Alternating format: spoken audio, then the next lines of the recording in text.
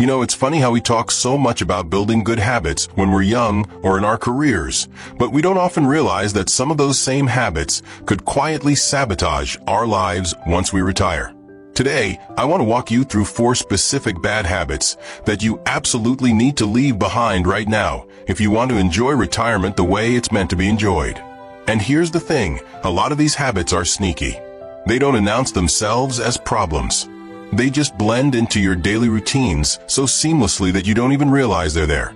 Until suddenly, you're wondering why you're feeling drained, restless, or even unfulfilled. When we first stepped into retirement, we dragged along so many patterns from our working days without giving it much thought. Life before was nonstop, work, errands, obligations. It was like running a race you didn't even have time to question. We thought some of those routines were harmless, even comforting. But it turns out, a few were doing us more harm than good. Back when we were still clocking into offices, our evenings looked pretty typical. Pick up some groceries, prep dinner, maybe squeeze in a little downtime. Cooking dinner used to be one of our favorite parts of the day, and with it came our little tradition. We'd crack open a bottle of white wine while we cooked, and then, once dinner was ready, open a bottle of red to enjoy with our meal. It started out as something small and celebratory. But over time, it became automatic, a daily ritual we didn't even think twice about. As we moved into retirement, with more free time on our hands and fewer structured hours, that casual 2-bottle habit stuck around. At first, we didn't notice the effects. But slowly, the morning grogginess crept in. Sleep became more restless. Our energy wasn't the same. And truthfully, it wasn't just the wine. It was what it symbolized. It was this idea of carrying over habits from a fast-paced life into a slower, quieter one without adjusting for what we needed now. It's really important to realize, not every habit that helped you survive your working years is going to help you thrive in retirement. You might have developed certain time-saving tricks, stress relievers, or coping mechanisms that made perfect sense when life was a whirlwind. But if you hold on to all of them, without reassessment, you could be unknowingly sabotaging the very freedom you worked so hard to achieve. Here's a great example. Remember back when technology exploded? We went from Palm Pilots to Blackberries to smartphones practically overnight. And along with that came a constant, never-ending stream of emails. During our careers, it made sense, checking emails on a lunch break, during meetings, before bed. It was survival in a competitive world. But when we retired, that habit didn't just vanish. It stuck. Whenever there was a quiet moment, sitting on the porch, waiting in line, even watching TV, the instinct to grab the phone and check emails kicked in. And let's be honest, nowadays, most of those emails are just store sales or random newsletters. Definitely not worth interrupting a peaceful moment for. It wasn't until I caught myself mindlessly refreshing my inbox for the 10th time in an hour that it hit me. This habit, once necessary, was now a thief. It was stealing my attention, my presence, my relaxation. Before we dive into the specific habits to break, I think it's important to acknowledge why change can feel so tough after retirement. First, there's this mindset of entitlement, and not in a negative way. It's just this well-earned belief that after working your whole life, you deserve to do whatever you want, however you want, whenever you want. And you do deserve freedom, but if that freedom gets filled with unhealthy patterns, it can quietly erode the happiness you worked so hard to find. Second, many people fall into the trap of thinking, well, if these routines got me through 40 years of work, they must still be good for me now. But here's the truth. Retirement isn't just a continuation of the same life without the job. It's a different phase entirely, with different needs, different rhythms, and yes, different priorities. Lastly, the idea of changing deeply ingrained habits can feel overwhelming. Change is hard at any age, but especially when you're older and the rhythms of your days feel comfortable. Even the thought of making major adjustments can feel like too much effort. That's normal, but it doesn't mean change isn't possible. And it certainly doesn't mean it isn't necessary. Let's be clear, we're not saying you have to scrap everything you love or turn your life upside down. There are plenty of habits from your career days that might still serve you well. Good time management skills, the ability to prioritize, resilience under pressure. But when it comes to how you fill your time now, you need to be selective. Ask yourself honestly, is this habit helping me live a richer, healthier, more meaningful life today? Or am I clinging to it simply because it's familiar? One of the biggest mistakes we made, and that we see so many others make, was assuming that what worked for us at 40 would still work for us at 65. Spoiler alert, it doesn't. Not when it comes to your health, your happiness, or your personal growth.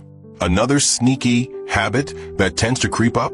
Hours and hours of television. When we were working, having the TV on for an hour in the morning while getting ready didn't seem like a big deal. But in retirement, that hour can easily stretch into 2, then 3, then the entire afternoon if you're not careful. The news cycle alone is enough to pull you in and wear you down. Add in endless reruns, streaming shows, mindless scrolling, and suddenly the precious hours of your day are gone, not spent living, but spectating. The truth is, binge watching anything, whether it's Netflix or TikTok, eats up more than just time. It dulls your creativity. It numbs your ambition. It replaces meaningful activities with passive consumption. And the worst part? It often leaves you feeling even more drained and restless than when you started. Something we really had to learn the hard way was that retirement isn't just about doing whatever you want all day long. Sure, it sounds great, and for a little while it is. But without structure, without meaningful purpose, that kind of total freedom can quietly become a trap. You start thinking you're relaxing, but what you're actually doing is wasting days you'll never get back. Without realizing it, you can drift from one mindless activity to another, and before you know it, months have passed, and you're wondering why you feel a little lost, a little disconnected. There's this dangerous assumption many retirees make, and honestly, we made it too. It's a belief that your old life skills, your old ways of doing things, will just naturally carry you through retirement. But retirement isn't just life without a job. It's a different chapter with its own needs. And if you're not willing to adapt, you're setting yourself up for disappointment. Now let's talk about something that seems small but has a huge impact over time. The habit of saying yes when deep down you really mean no. This one was a big hurdle for us, especially because we're naturally people pleasers. We like making people happy. We like being liked. And when someone asks us to do something, attend a dinner, volunteer for a committee, join a new group, the knee-jerk reaction is often to say, sure, I'll be there. But here's the thing. Every time you say yes to something you don't truly want to do, you're saying no to something else. Maybe rest, maybe personal goals, maybe simply protecting your own energy. And in retirement, your time is more precious than ever. You don't owe anyone an explanation. A simple no, thank you, is a full sentence. And learning to say it without guilt is one of the most freeing skills you can ever develop. One of our neighbors gave us some great advice about this. She said, the strength of a relationship isn't shown by how often you say yes. It's shown by how comfortably you can say no and still know that you're valued. That changed everything for me, because I realized that true friends, real connections, don't require constant agreement. They respect boundaries. They celebrate your honesty. Now, let's move on to something that honestly hits even closer to home: neglecting your physical health. For years, decades even, many of us put our health dead last on the list. We were too busy working, raising kids, running errands, meeting deadlines. Eating whatever was fast and easy, skipping workouts because there wasn't enough time, telling ourselves, I'll deal with it later. Well, guess what? Later is now. And if you're like most retirees, you're probably feeling the weight of all those years where you put yourself on the back burner. But here's the good news. It's not too late to change.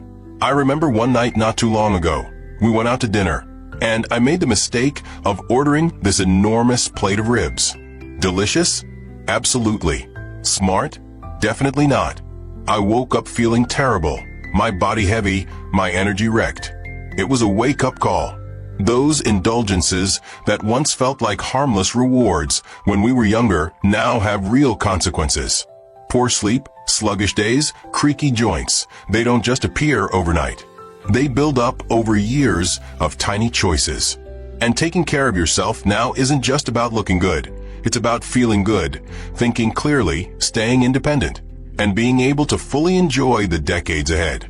I want to tell you about someone who completely inspired me. Recently, I played a round of golf with an 87-year-old woman who absolutely ran circles around us, hitting farther, walking faster, staying sharper. She was vibrant, joyful, full of life. Naturally, I had to ask her what her secret was. I was expecting some kind of magical tip, maybe a special diet, some rare supplement, maybe even just incredible luck with her genes. And while she did admit that genetics played a part, what really stuck with me was what she said next. She told me, "Every single day, I move my body, even when I don't feel like it. Especially when I don't feel like it. On those days, I move twice as much. Simple. No shortcuts, no gimmicks. Just daily, intentional movement." It was such a powerful reminder. Because here's the truth.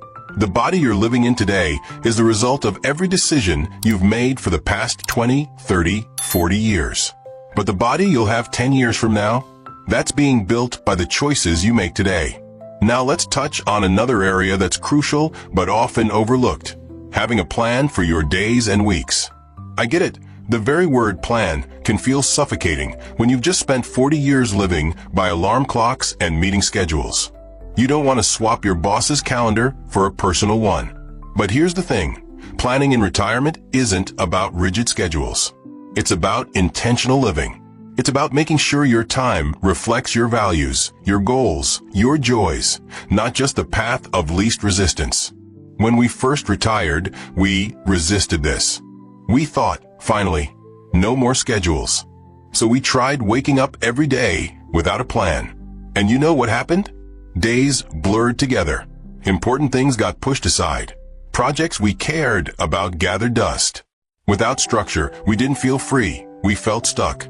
Now, our weeks have a loose rhythm.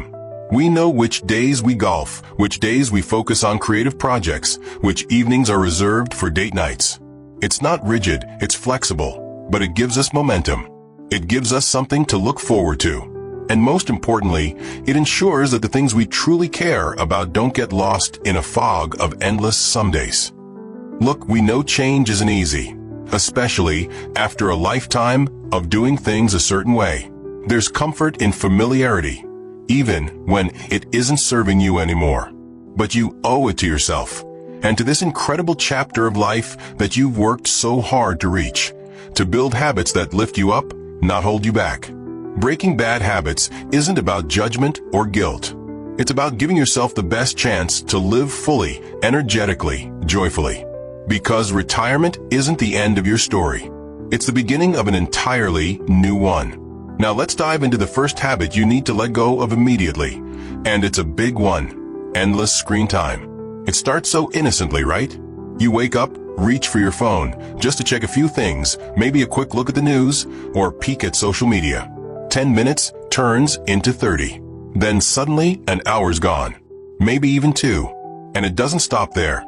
Later, while you're having lunch, you turn on the TV for some background noise.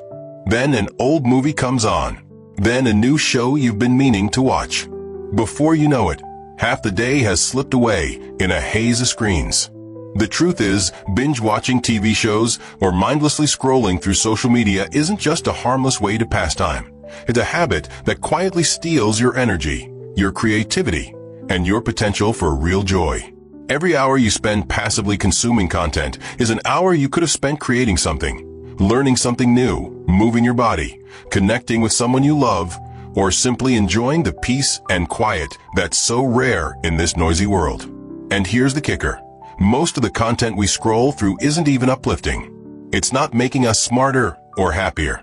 It's feeding anxiety, outrage, comparison. It's filling our heads with noise and crowding out our own original thoughts. One simple way to check yourself? At the end of your next scroll session, grab a piece of paper and write down everything meaningful you got out of that hour. Chances are the page will stay pretty empty. It's not about cutting technology out of your life altogether. Phones, tablets, and TVs have their place. But it's about using them intentionally, not letting them use you. Let's move on to the second habit. And if you're anything like us, this one might hit close to home. The habit of saying yes when your heart really says no. I can't tell you how many times we agreed to dinners, events, committees, favors, all because we didn't want to let someone down. We didn't want to appear rude. We didn't want to disappoint anyone. But here's what no one tells you. When you say yes to something that doesn't align with your priorities, you're silently saying no to yourself. You're saying no to rest, no to your own goals, no to precious quiet time, no to opportunities that might matter more to you. And in retirement, when your days are your own, you have to protect them fiercely. One little trick we started using is simply saying, "Let me think about it," or "Let me get back to you," whenever we're invited to something. It gives us breathing space. It gives us permission to check in with ourselves before making a commitment. And honestly, it's empowering. You start realizing that your real friends, your real community, will still be there even when you say no. Maybe they'll respect you even more for setting healthy boundaries. I'll never forget a piece of advice a neighbor gave me. Strong relationships are built on honesty, not obligation. That one sentence changed the way I approach invitations forever. All right, let's get into the third habit you absolutely have to ditch: neglecting your body. This might be the hardest one, because it's not about a single choice. It's about all the tiny day-to-day decisions that add up over time. Skipping walks because it's a little chilly. Choosing fast food because it's convenient. Putting off doctor visits because you feel mostly fine. The trouble is, those choices don't just vanish. They accumulate silently, until suddenly they show up as aches, illnesses, or a general feeling of being older than you really are. I know because I lived it. I ignored my health for years. Work was the priority. The kids were the priority. Community commitments were the priority. I told myself there would be time later. But here's the brutal truth. Later doesn't take care of itself. Later is built today. That simple choice, to take a walk, to eat a real meal, to prioritize sleep, to stretch, it seems so small in the moment. But over the years, it's the difference between feeling vibrant and independent, or feeling trapped in a body that won't cooperate anymore.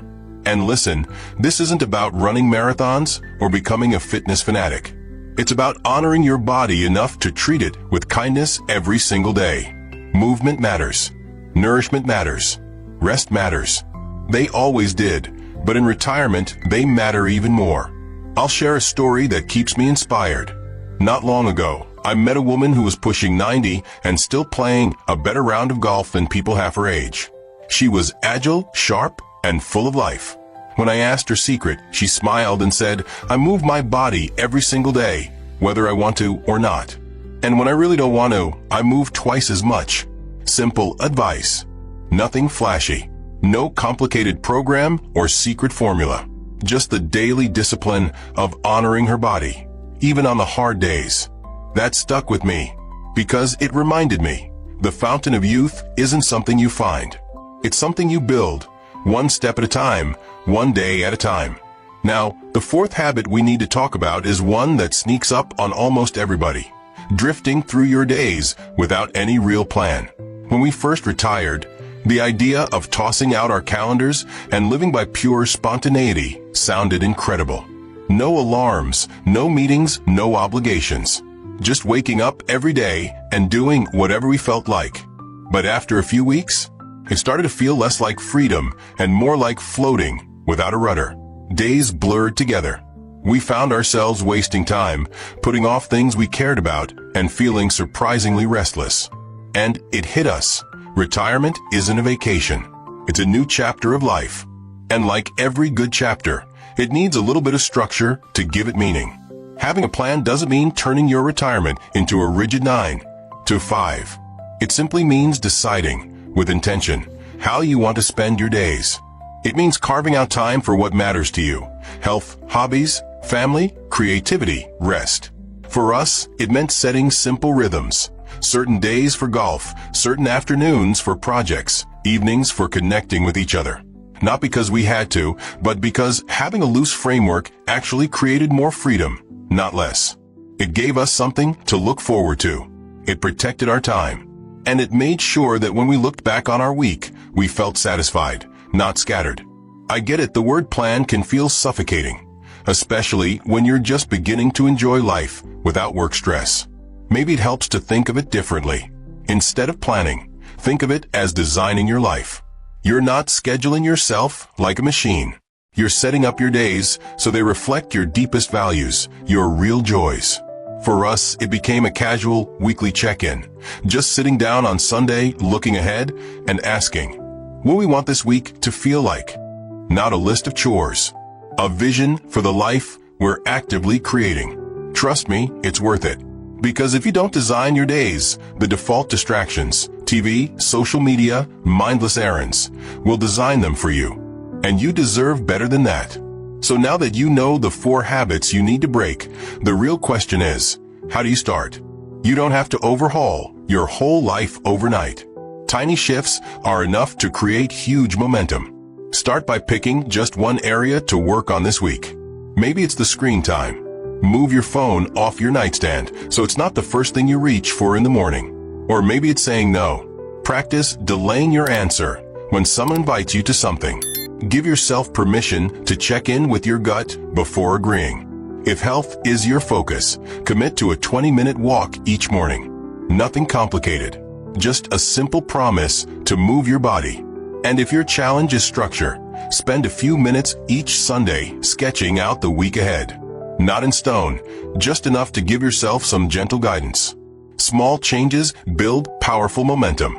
Before you know it, those small shifts start compounding.